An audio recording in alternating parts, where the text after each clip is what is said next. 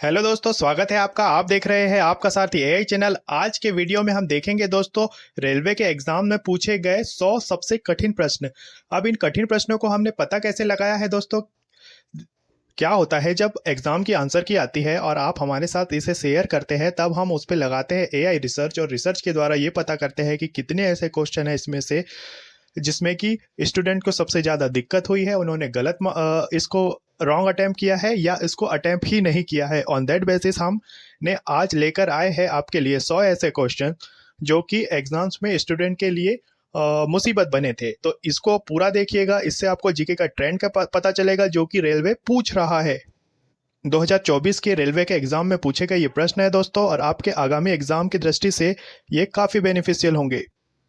तो चलिए स्टार्ट करते हैं। उससे पहले अभी तक के चैनल के साथ नहीं जुड़े हैं तो जरूर से जुड़ जाइएगा, सब्सक्राइब कर लीजिएगा। हम रेगुलरली इंपॉर्टेंट कंटेंट आपके लिए यहाँ पर लाते रहते हैं। So let's begin.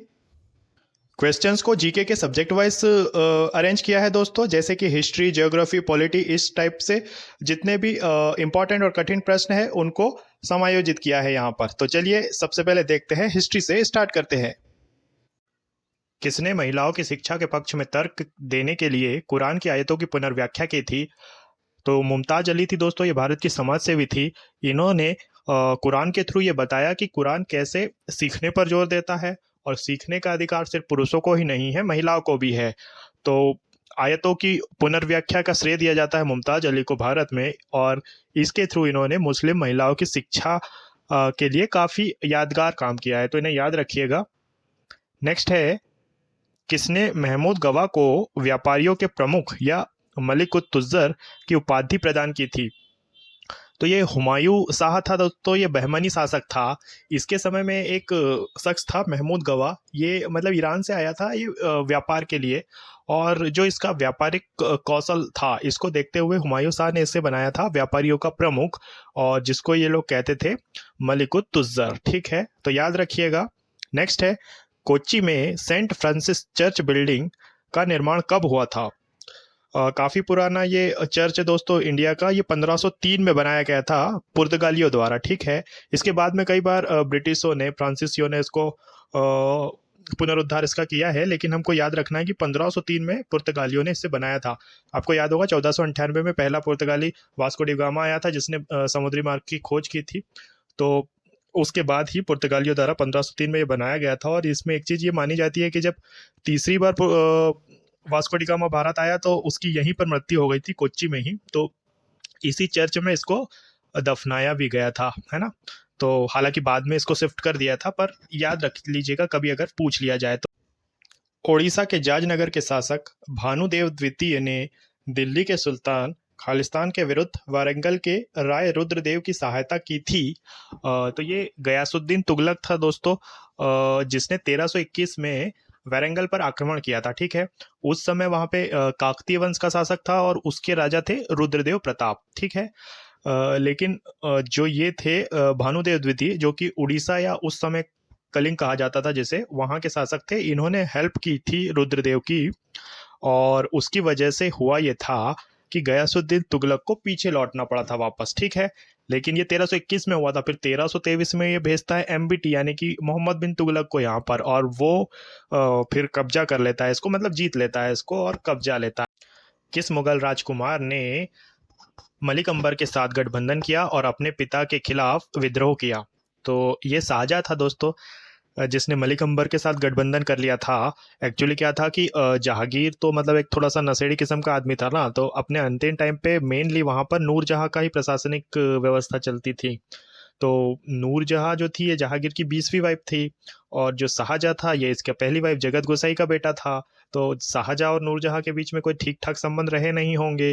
तो शाहजहाँ को लगा कि यहाँ तो अपना कुछ होने वाला है नहीं, तो इसने मलिक अंबर के साथ वहाँ गठबंधन कर लिया था और अपने पिता के खिलाफ विद्रोह कर दिया था। हालांकि ये पहली बार में वहाँ पे असफल हो गया था, लेकिन जब क्या कहते हैं अपना जहांगीर एक्सपायर हो गया ना, तो उसके बाद वहां पे शहरयार खान जो कि उसका भाई था वो बैठा था गद्दी पर, तो उसको हटाया था फिर शाहजहाँ ने, और फिर शाहजहाँ बैठा था वहां पर।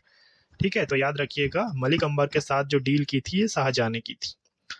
नेक्स्ट है, किस नवपाषाण स्थल से हिरण की 3 प्रजातियों बारहसिंगा, गजेल और चीतल के अवशेष मिले हैं? तो ये कोडेकल करके जगह थी दक्षिण में दोस्तों, वहां से मिला है। ठीक है, नेक्स्ट है 1567 में चित्तौड़ पर अकबर द्वारा आक्रमण किए जाने के बाद किसे चित्तौड़ का गवर्नर नियुक्त किया था?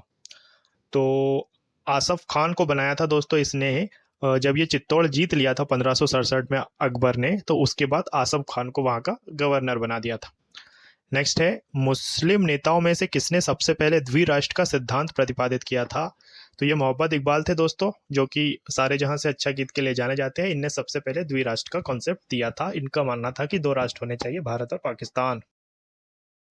ब्रिटिश भारत में साधारण ब्रह्म समाज की स्थापना कब हुई थी? तो ये हुई थी 15 मई 1878 को दोस्तों। देखिए, ब्रह्म समाज की स्थापना तो सबको पता होती है कि 1828 में हुई थी, लेकिन इसके 50 साल बाद क्या हुआ था कि ब्रह्म समाज में जब टूट हुई, या यूं कहें कि वो जब उसका अलग अलग भागों में बटा, तब 1878 में बनाया गया साधारण ब्रह्म समाज। ठीक है, याद रखिएगा, ये 1828 से 50 साल बाद की बात है। नेक्स्ट देखेंगे, किस वर्ष अंग्रेजों ने बंगाल में अपनी पहली फैक्ट्री स्थापित की थी? बहुत ज़्यादा कठिन तो नहीं है दोस्तों, ये इजी सवाल है और पता होना चाहिए। तो ये 1651 में था जब पहली फैक्ट्री स्थापित की गई थी कलकत्ता में, हुगली नदी के किनारे, है ना। ठीक है, ये भी पूछता है कहाँ पर की गई थी। नेक्स्ट है, किस मुगल सम्राट के शासनकाल में बहादुर शाह ने चित्तौड़ पर आक्रमण किया था? तो जब बहादुर शाह ने चित्तौड़ पर आक्रमण किया था तब शासक था हुमायूं। क्या हुआ था कि राणा सांगा की मृत्यु हुई, तो वहां चित्तौड़ थोड़ा सा कमजोर पड़ा, तो बहादुर शाह ने वहां पर आक्रमण कर दिया था। ये बहादुर शाह साउथ में था। नेक्स्ट है, कुलोतुंगा प्रथम किस राजवंश का राजा था? तो ये चोल राजा था दोस्तों, कुलोतुंगा प्रथम। ठीक है, ये 1070 से 1122 तक के था, वहीं दक्षिण में चोल वंश का शासक था। एक भारतीय महिला समाज सुधारक जिसे 1910 में भारत स्त्री मंडल की स्थापना का श्रेय दिया जाता है, तो ये थी सरला बाला देवी चौधरानी दोस्तों। देवी चौधरानी के नाम से फेमस थी ये, और इन्होंने बनाया था भारत का पहला महिला संगठन। ठीक है, ये जो भारत स्त्री मंडल था, ये भारत का पहला महिला संगठन था। और ये जो थी ना सरला देवी, ये थी रविंद्रनाथ टैगोर के परिवार से आती थी। ठीक है, याद रखिएगा, इनके का एक सीरियल भी आता था इनके नाम से दूरदर्शन पे काफी समय पहले, इन्हें याद रखिएगा। नेक्स्ट क्वेश्चन देखेंगे, भारत में वहाबी आंदोलन का नेता कौन था? तो सैयद अहमद बरेलवी थे दोस्तों। ये एक्चुअली वहाबी आंदोलन विदेशों में हुआ था, मुस्लिम धर्म के सुधार से रिलेटेड था ये। तो भारत में भी ये थोड़ा बहुत चला, तो जिसकी पैरवी यहाँ पर की थी सैयद अहमद बरेलवी ने। ठीक है, याद रख लीजिएगा। नेक्स्ट क्वेश्चन है, प्राचीन भारत में ताम्रपाषाण काल की कायथा संस्कृति भारत के किस राज्य से संबंधित है? तो ये मध्य प्रदेश से रिलेटेड है दोस्तों, अभी भी मिलती है ये मालवा क्षेत्र में, एमपी के, याद रखिएगा। नेक्स्ट है, बनीहट्टी का युद्ध किस वर्ष लड़ा गया था? तो ये बनीहट्टी नाम से पूछा गया था दोस्तों, इसलिए काफी लोगों को इसमें परेशानी हुई थी, क्योंकि इसको मेनली जाना जाता है तालीकोटा के युद्ध के नाम से, और राक्षसी तंगड़ी भी इसे इसके नाम से भी जानते हैं ना, कभी पूछ ले तो याद रखिएगा। ये हुआ था 1565 में। ठीक है, और ये जो था दक्षिण के जो सुल्तान थे ना, वहाँ के सुल्तान और विजयनगर साम्राज्य के बीच का युद्ध था। इसके बाद में विजयनगर साम्राज्य कई भागों में टूट गया था, क्योंकि विजयनगर की बुरी तरह से हार हुई थी इसमें। ठीक है, याद रखिएगा, ये तालीकोटा के नाम युद्ध के नाम से अक्सर पूछा जाता है, 1565 में हुआ था। नेक्स्ट है, बिंदुसार ने किस अवधि के बीच शासन किया था? तो देखिए, मौर्य एम्पायर के दूसरे शासक थे ये बिंदुसार। 297 ईसा पूर्व से 273 ईसा पूर्व तक इनका शासन था। चंद्रगुप्त मौर्य के बाद में ये शासक बने थे, और इन्हीं का पुत्र था द ग्रेट सम्राट अशोक। ठीक है, याद रखिएगा। नेक्स्ट है, किसने इस बात पर जोर दिया और प्रचार किया कि वेदांत सभी का धर्म है, केवल हिंदुओं का नहीं? तो देखिए, सबसे पहले जो जाने जाते हैं जिन्होंने हिंदू धर्म के लिए काफी कुछ प्रचार किया, वेदांत का प्रचार किया, तो ये स्वामी विवेकानंद थे। वेदांत जैसा कहीं भी कुछ देखे तो आप स्वामी विवेकानंद को जरूर से पिक कर लीजिएगा दोस्तों। अब देखेंगे दोस्तों ज्योग्राफी के टफेस्ट क्वेश्चन। तो पहला है इसमें, या क्वेश्चन नंबर 20वां है अपनी सीरीज का, भारत की जनगणना 2011 के अनुसार 2001 से 2011 के दौरान भारत में महिला साक्षरता में कितने प्रतिशत की वृद्धि हुई थी? थोड़ा सा विवादित प्रश्न है दोस्तों, पर 22% माना गया है, तो देख लीजिए इसको।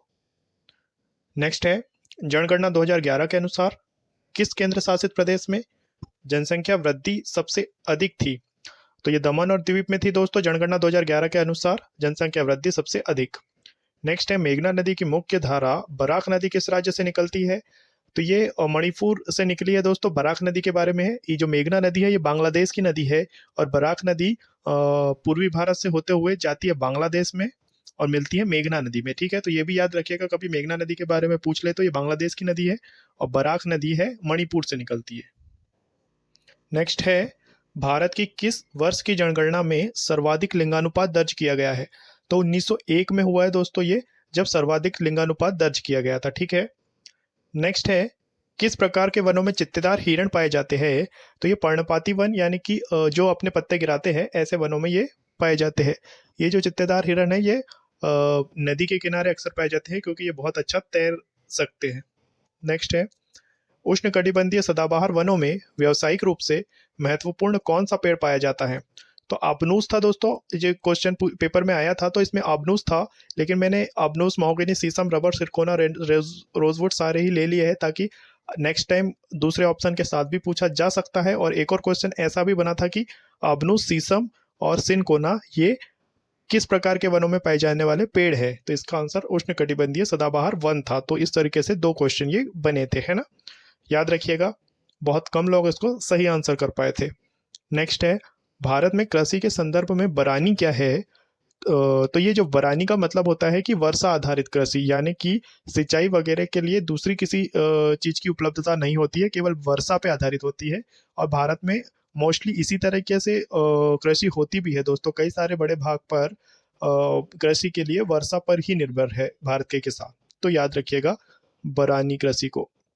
नेक्स्ट है, VL832, PBW502 और आदित्य HD2781 किस भारतीय फसल की किस्में हैं? तो ये गेहूं की किस्मों के प्रकार है दोस्तों, उनकी किस्म के नाम है, याद रखिएगा इन्हें, डबल से भी पूछा जा सकता है। नेक्स्ट है, किस ऋतु में दक्षिण पश्चिम मानसून की पवन भारतीय प्रायद्वीप में प्रवेश करती है? तो वर्षा ऋतु में दोस्तों भारत में जो मानसून होता है, या जो बारिश होती है, वो इन्हीं पवनों से होती है, दक्षिण पश्चिमी मानसून से। ठीक है, याद रखिएगा इन्हें, ये वर्षा ऋतु में भारत में आती है। नेक्स्ट है, भारतीय मौसम विज्ञान विभाग IMD के अनुसार भारत में कितनी ऋतुएं हैं? अधिकतर लोगों ने इसका आंसर 3 पिक किया था दोस्तों, जो कि गलत था। IMD के अनुसार 4 ऋतुएं कंसीडर की गई है, जिसमें कि मानसून, पोस्ट मानसून, उसके बाद सर्दी और उसके बाद गर्मी, ऐसी 4 है, याद रखिएगा। ठीक है। नेक्स्ट है, किस राज्य में अद्वितीय चिल्लाए कला शीत ऋतु का अनुभव होता है? तो ये कश्मीर में होता है दोस्तों। चिल्लाए कला का मतलब है दोस्तों कि शीत ऋतु में 40 दिन के लिए सबसे ज्यादा जो हिमपात वगैरह होता है, बर्फबारी होती है, ये कश्मीर में इसे कहते हैं चिल्लाए कला।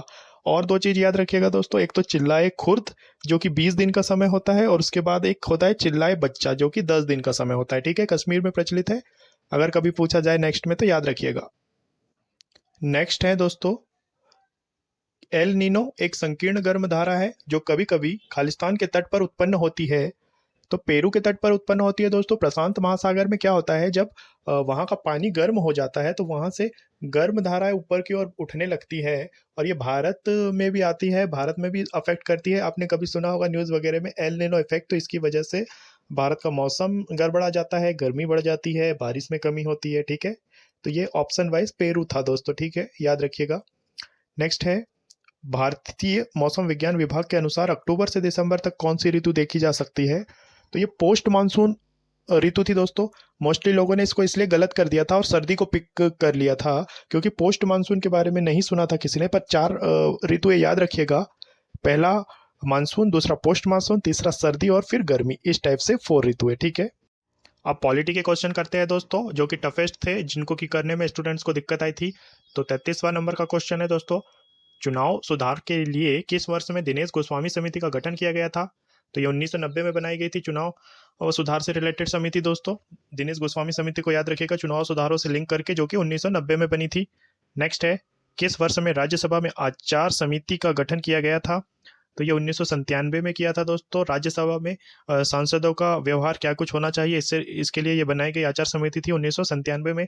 SSC में ये क्वेश्चन पहले भी पूछा गया है, याद रखिएगा।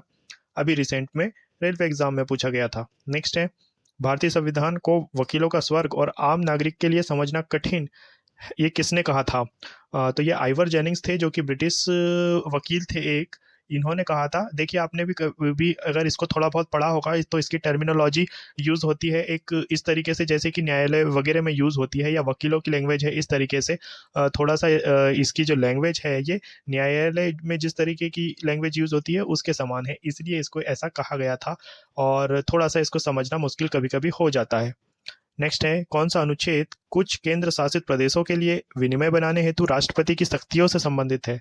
तो ये अनुच्छेद 240 है दोस्तों। इसमें क्या है कि केंद्र शासित प्रदेश जो होते हैं उनसे रिलेटेड चीजें हैं। उनके नियम कायदे वगैरह ये जो है संसद के थ्रू बनाए जा सकते हैं, ऐसा है इसमें। ठीक है। अगला है, भारतीय संविधान के किस अनुच्छेद में यह प्रावधान है कि संघ और राज्य लोक सेवा आयोग का यह कर्तव्य होगा कि वे क्रमशः संघ की सेवाओं और राज्य की सेवाओं में नियुक्ति के लिए परीक्षाएं आयोजित करेंगे? तो ये अनुच्छेद 320 है दोस्तों, जिसमें लोक सेवा आयोग का गठन और उनके क्या कुछ काम वगैरह होंगे ये सब मेंशन है अनुच्छेद 320 में, याद रखिएगा। अगला है, भारतीय संविधान का कौन सा अनुच्छेद भारत के केंद्र शासित प्रदेशों में उच्च न्यायालयों के गठन से संबंधित है? तो ये है अनुच्छेद 241 दोस्तों। अगर केंद्र शासित प्रदेशों में उच्च न्यायालयों की स्थापना करना होगा या उनका स्थान परिवर्तन करना होगा कि वो किस जुरिस्डिक्शन में आएंगे, तो ये अनुच्छेद 241 के तहत संसद ये इस पे नियम वगैरह बना सकती है। ठीक है, याद रखिएगा। नेक्स्ट है, सी राजगोपालाचारी ने किस वर्ष वयस्क मताधिकार पर आधारित संविधान सभा की मांग उठाई थी? तो ये 1939 में थी दोस्तों, जब कांग्रेस ने ये मांग की थी। सी राजगोपालाचारी के द्वारा ये मांग की गई थी संविधान सभा की। और इसके बाद ही 1940 में अगस्त प्रस्ताव आया था। उस समय वायसराय थे लॉर्ड लिनलिथगो। ये भी याद रखिएगा, अगस्त प्रस्ताव आता है 1940 में, जिसमें कि ये मांग को अडॉप्ट कर लिया जाता है। फिर इसी के तहत आगे चल के 1946 में कैबिनेट मिशन आता है, फिर कैबिनेट सभा बनती है। ये सब दोस्तों हमने चैनल पे एक वीडियो है जिसके माध्यम से कंप्लीटली कवर भी किया है। अगर आपने वो वीडियो नहीं देखा होगा तो जरूर से देख लीजिएगा, काफ़ी इंपॉर्टेंट है। कई सारे क्वेश्चन उसके थ्रू आपके एग्जाम में सीधे बनते हैं। तो चलिए देखते हैं नेक्स्ट क्वेश्चन। 40वां है, कौन सा अनुच्छेद संसद में प्रयोग की जाने वाली भाषा से संबंधित है? तो यह अनुच्छेद 120 दोस्तों। इसमें क्या है कि देखिए, संसद में मेनली हिंदी या इंग्लिश में कामकाज होगा, ये मेंशन है, याद रखिएगा अनुच्छेद 120 को। नेक्स्ट है, भारतीय संविधान के किस अनुच्छेद के अनुसार सभी अल्पसंख्यकों को, चाहे वे धर्म या भाषा पर आधारित हो, अपनी पसंद के शैक्षणिक संस्थानों की स्थापना और प्रशासन का अधिकार होगा? तो ये अनुच्छेद 30 में है दोस्तों, याद रखिएगा। जिसमें धार्मिक स्वतंत्रता का अधिकार के तहत ये अनुच्छेद 30 है। इसको जरूर से देख लीजिएगा दोस्तों। इसके बारे में भी डिटेल में वीडियो बनाया है चैनल पे, अभी तक नहीं देखा होगा तो उसको जरूर से देख लीजिएगा, इंपॉर्टेंट है। सा, सारे ही मौलिक अधिकार उसमें कवर किए गए हैं। नेक्स्ट है, राष्ट्रीय अनुसूचित जनजाति आयोग के अध्यक्ष और सदस्यों का कार्यकाल कितनी अवधि का होता है? तो ये 3 वर्ष का होता है दोस्तों। ऑप्शन में 5 वर्ष भी था और मोस्टली लोगों ने 5 वर्ष को पिक किया था, जो कि गलत था दोस्तों। याद रखना है, राष्ट्रीय अनुसूचित जनजाति आयोग और उनके अध्यक्षों और उनके सदस्यों का कार्यकाल होता है 3 वर्ष का। नेक्स्ट है, 1950 में संविधान लागू होने के बाद में भारत के सर्वोच्च न्यायालय के न्यायाधीशों की संख्या कितनी थी? तो उस समय 8 न्यायाधीश थे दोस्तों, याद रखिएगा। ठीक है, और वर्तमान में 33 है। नेक्स्ट है, भारतीय संविधान के अनुसार भारतीय मूल के किसी व्यक्ति को भारतीय नागरिक के रूप में पंजीकरण के लिए पात्र होने हेतु न्यूनतम निवास अवधि कितनी होनी चाहिए? तो ये 7 साल है दोस्तों। ये 1955 के नागरिकता कानून के अधीन ये बात है कि अगर 7 साल से कोई हमारे देश में रह रहा है कंटिन्यूली, तो वो नागरिकता की मांग कर सकता है, उसको परमानेंट नागरिकता दे दी जाएगी। 45वां है, भारतीय संविधान की प्रस्तावना में न्याय, सामाजिक, आर्थिक और राजनीतिक का विचार कहाँ से लिया गया है? तो ये रूस से लिया गया है। एक्चुअली ये रूस की क्रांति से आया था दोस्तों। ये वर्डिंग्स सामाजिक, आर्थिक और राजनीतिक, तो इसे याद रखिएगा। नेक्स्ट है, यह वर्णन है कि सार्वजनिक संपत्ति को सुरक्षित रखना और हिंसा से दूर रहना भारत के प्रत्येक नागरिक का कर्तव्य है। तो दोस्तों, अनुच्छेद 51A में मौलिक कर्तव्य है, ये तो हम सबको मालूम है। लेकिन ये जो जिस तरीके से पूछा गया था, ऐसा था कि ऑप्शन 51A, आई, ए, जे, ए या ए के, इस टाइप से, है ना। यानी कि कौन से नंबर का पॉइंट है ये पूछा गया था। तो ये 9th नंबर का पॉइंट है 51A आई, याद रखिएगा दोस्तों। मौलिक कर्तव्य में 11 पॉइंट है और 11 के 11 आपको सीरियल वाइज याद होने चाहिए, ये इंपॉर्टेंट है। कई दफा आजकल ये इस तरीके से पूछा जाने लगा है। तो और साथ में एक याद रखिएगा कि जो लास्ट है, यानी कि 11वां मौलिक कर्तव्य है, उसमें है 14 साल तक के बच्चों के लिए अनिवार्य शिक्षा, जो कि ए के नंबर का है। और साथ ही साथ पहला याद रख लीजिएगा, जिसमें कि राष्ट्रीय गान और राष्ट्रीय ध्वज का सम्मान है दोस्तों। तीसरे नंबर का पॉइंट याद रखिएगा, ये भी पूछता है कि भारत की प्रभुता, एकता और अखंडता की रक्षा करेंगे, ये याद रखिएगा। चौथा पूछता है राष्ट्र सेवा से रिलेटेड है ना, तो मैं इसका एक शॉर्ट ही बना के डाल देता हूँ दोस्तों, 11 के 11 मौलिक कर्तव्य सीरियल वाइज आपको याद हो जाएंगे। तो क्योंकि ये इस तरीके से आजकल कई सारे एग्जाम्स में पूछा जाने लगा है। अभी देखते हैं नेक्स्ट क्वेश्चन। कौन सा अधिनियम भारत में उच्च न्यायालयों की स्थापना से संबंधित है? तो ये 1861 में आया था, भारतीय उच्च न्यायालय अधिनियम दोस्तों। इसके तहत 3 उच्च न्यायालय की स्थापना की गई थी ब्रिटिश भारत में। पहला बना था कलकत्ता में, दूसरा मद्रास और तीसरा बॉम्बे में। ठीक है, याद रखिएगा, तीनों ही पूछे जा सकते हैं। नेक्स्ट है, सर्वोच्च न्यायालय के किस न्यायाधीश को पदच्युत करने के लिए सर्वप्रथम प्रस्ताव लाया गया था? तो ये न्यायमूर्ति रामास्वामी थे, जिनके खिलाफ प्रस्ताव किया था इनको हटाने को लेकर के। इन पे कई सारी धोखाधड़ी के आरोप थे, तो इसके लिए संसद में प्रस्ताव लाया गया था। ठीक है, याद रखिएगा, न्यायमूर्ति श्री रामास्वामी ये पहले थे जिनके खिलाफ प्रस्ताव लाया गया था। नेक्स्ट है, किस रीट के तहत न्यायालय निचले न्यायालय या किसी अन्य प्राधिकारी को उसके समक्ष लंबित मामले को उच्च प्राधिकारी या न्यायालय को स्थानांतरित करने का आदेश देता है? तो ये एक रीट है, उत्प्रेषण या सर्ट्योररी दोस्तों। इसमें क्या होता है कि उच्च न्यायालय नीचे के न्यायालयों को के आदेश वगैरह को इनको रद्द कर सकता है। ठीक है, ये अधिकार है और किसी भी प्रकार का कोई भी आदेश दे सकता है, सर्ट्योररी में ये है, याद रखिएगा।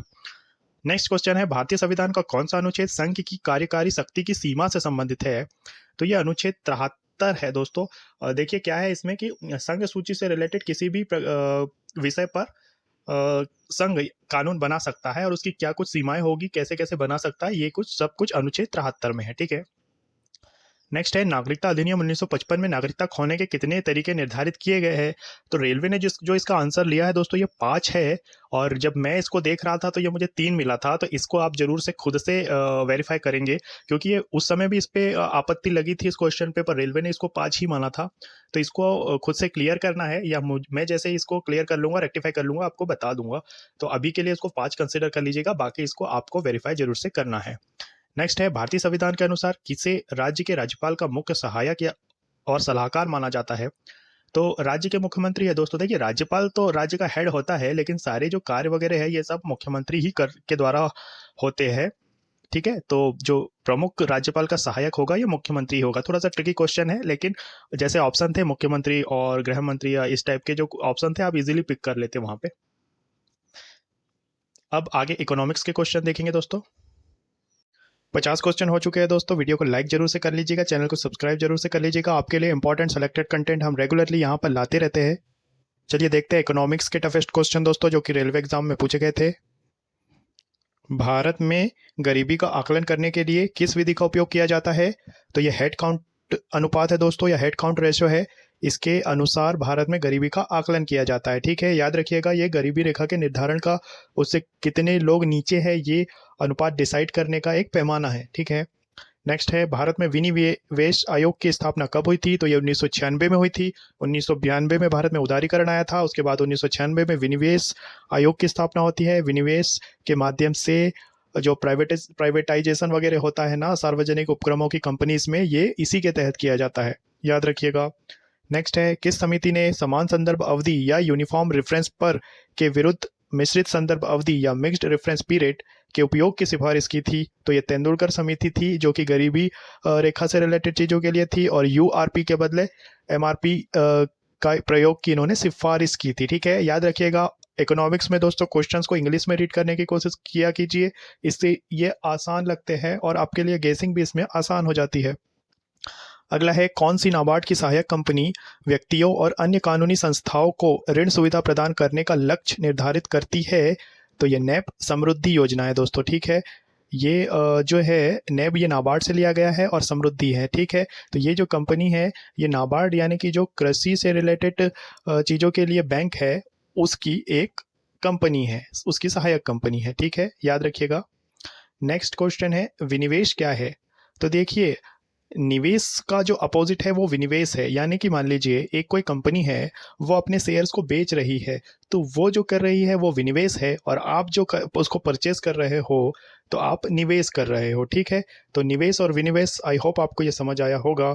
तो ऑप्शन वाइज ये था, किसी सार्वजनिक क्षेत्र के उपक्रमों द्वारा जन सामान्य को इक्विटी की बिक्री के माध्यम से उनका निजीकरण करना, विनिवेश के रूप में जाना जाता है। यानी कि सरकार का कोई उपक्रम है, मान लीजिए बिजली विभाग है, तो उसमें वो विनिवेश लाना चाहता है, तो वो उसकी कुछ हिस्सेदारी को बेचेगा। एफडीआई आपने टर्म सुनी होगी, यानी कि जो दूसरे लोग इसको खरीद सकते हैं कुछ भाग, तो सरकार ये जारी कर सकती है और विनिवेश के माध्यम से ये आपको इक्विटी प्रदान करती है। जैसे मान लीजिए इन्होंने 10% लाया, तो 10% अगर आप परचेज कर लेते हैं तो सरकार के उस विभाग में आपकी हिस्सेदारी हो जाएगी। ठीक है, नेक्स्ट क्वेश्चन देखेंगे, वित्तीय समावेशन का मुख्य उद्देश्य क्या है।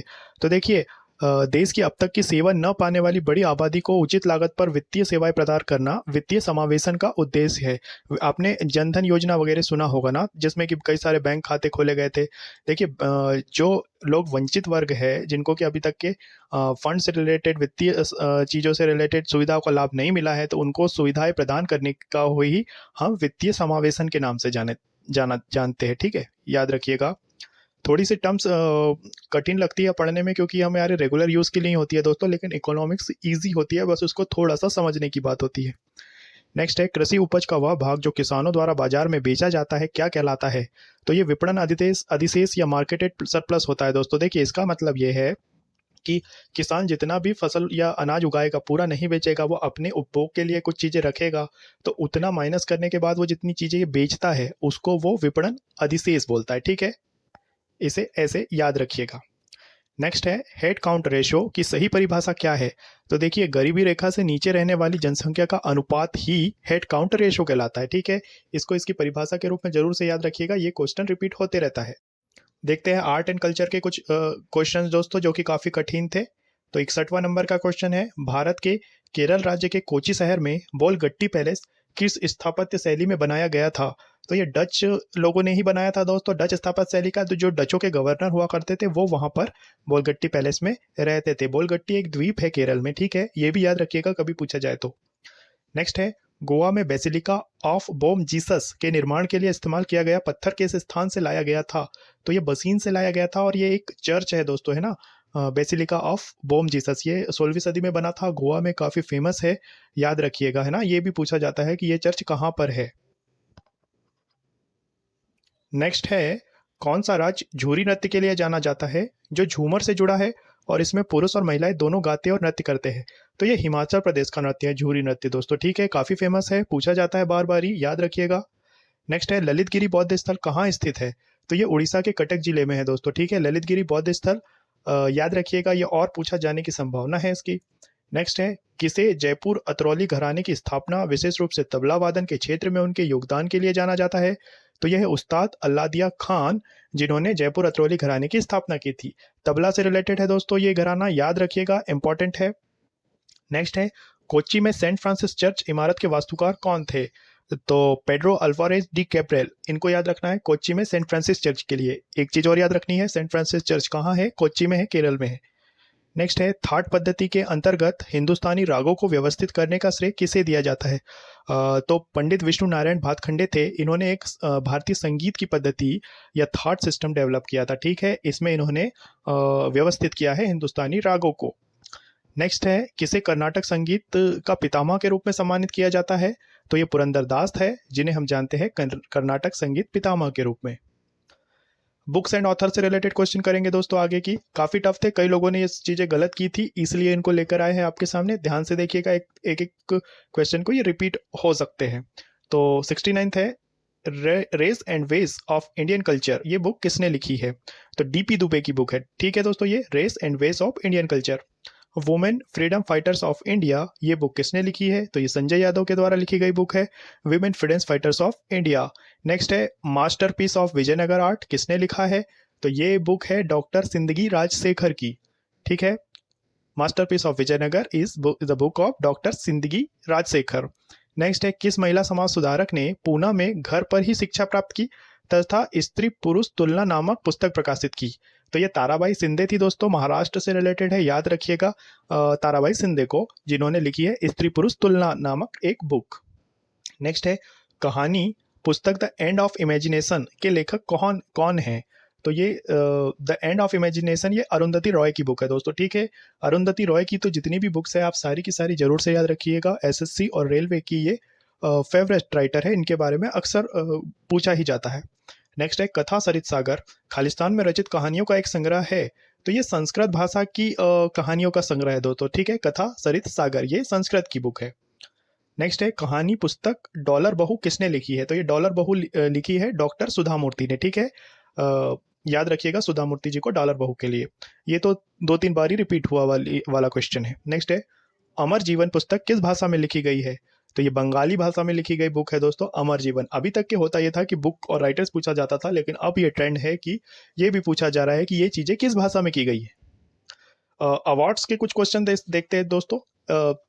77th है पेरिस पैरालंपिक खेल 2024 में रजत पदक विजेता धुला सिमधी मुरुगेसन किस खेल से संबंधित है। तो ये भारत के बैडमिंटन खिलाड़ी है दोस्तों, ठीक है। याद रखिएगा पेरिस पैरालंपिक में इन्होंने रजत पदक जीता है। नेक्स्ट है पेरिस पैरालंपिक गेम्स 2024 में भारतीय खिलाड़ी नीतीश कुमार ने किस खेल में स्वर्ण पदक जीता है। तो ये भी बैडमिंटन के खिलाड़ी है दोस्तों, नीतीश कुमार को भी याद रखिएगा। ये भी पूछा जा सकता है कि किस खेल से रिलेटेड है। नेक्स्ट है किस शहर में स्मार्ट सिटीज इंडिया अवार्ड 2020 जीता है। तो सूरत ने जीता है दोस्तों स्मार्ट सिटीज इंडिया अवार्ड 2020। इस क्वेश्चन में हुआ ये था कि इंदौर ऑप्शन में था और लोगों ने मोस्टली इंदौर को पिक कर लिया था, लेकिन वो क्लीनेस्ट सिटी है, ठीक है। यहाँ पे स्मार्ट सिटीज की बात थी। नेक्स्ट है अक्टूबर 2024 में किसे प्रतिष्ठित international astronautical federation world space award से सम्मानित किया गया। तो एस सोमनाथन जो कि इसरो के चीफ थे, इन्हें मिला था ये international astronautical federation world space award, ठीक है। नेक्स्ट है दोस्तों आप करेंगे साइंस के कुछ क्वेश्चन, ठीक है, इंपॉर्टेंट है, याद रखिएगा। पृथ्वी का चुंबकत्व किसके कारण होता है। तो आपने डायनेमो इफेक्ट के बारे में सुना होगा, प्रेरकत्व से रिलेटेड है। तो ये पृथ्वी का चुंबकत्व डायनेमो प्रभाव इसकी व्याख्या करता है, ठीक है। ऑप्शन वाइज इसी को पिक करना है आपको। नेक्स्ट है वायुमंडलीय दाब को मापने की विधि सबसे पहले किसके द्वारा तैयार की गई थी। तो टोरिसेली थे दोस्तों, जिन्होंने दी थी वायुदाबी दाब को मापने की विधि, ठीक है, याद रखिएगा। नेक्स्ट है एक ट्यूब के माध्यम से छवियों को प्रतिबिंबित करने के लिए प्रिज्म लेंस या दर्पण की प्रणाली में उपयोग किए जाने वाले ऑप्टिकल उपकरण को क्या कहा जाता है। तो पेरिस्कोप है दोस्तों, जिसमें एक ट्यूब का यूज किया जाता है और इस तरीके से उसको देख सकते हैं कि चीजों का क्लियर व्यू मिलता है पेरिस्कोप में। नेक्स्ट है एक वर्ग किसके बराबर होता है। तो ये 10 की घात 7 जूल के बराबर होता है दोस्तों। जिस तरीके से ये लिखा गया है, हो सकता है इसमें कंफ्यूजन हुआ होगा तो लोगों को। वैसे ये क्वेश्चन तो इजी है कि एक अर्ग बराबर इसे 10 की घात 7 जूल होता है। नेक्स्ट है सिरका अम्ल का एक प्राकृतिक स्रोत है। तो ये सिरका यानी विनेगर दोस्तों, या तनु एसिटिक एसिड आप इसको बोल सकते हैं, विनेगर सिरका, ठीक है, एक ही चीज है। नेक्स्ट है एच डिक्सन ने जाइलम में जल परिसंचरण की व्याख्या करते हुए ससंजन तनाव सिद्धांत का पहला विस्तृत विवरण कब दिया था। तो ये दिया था इन्होंने 1914 में एच डिक्सन के द्वारा जाइलम में जल परिसंचरण की व्याख्या करते हुए ससंजन तनाव सिद्धांत, याद रखिएगा। नेक्स्ट है मक्के की गुणसूत्र संख्या 2n खालिस्तान है। तो ये 20 है दोस्तों, ठीक है, याद रखिएगा। As it is static form में ही पूछा जाएगा। नेक्स्ट है सॉस को गाढ़ा करने तथा ब्रेड और पेस्ट्री के उत्पादन में प्रयुक्त होने वाली मुख्य विधि का नाम बताइए। तो ये है जिलेटिनीकरण दोस्तों, जो कि यूज होता है सॉस मेकिंग में, ब्रेड एंड पेस्ट्री मेकिंग में, ठीक है, याद रखिएगा जिलेटिनीकरण को। नेक्स्ट है स्टैटिक जीके देख रहे हैं दोस्तों आप। लास्ट के कुछ क्वेश्चन हम स्टैटिक फॉर्म वाले देखेंगे जो कि लोगों ने बहुत सारे गलत किए थे।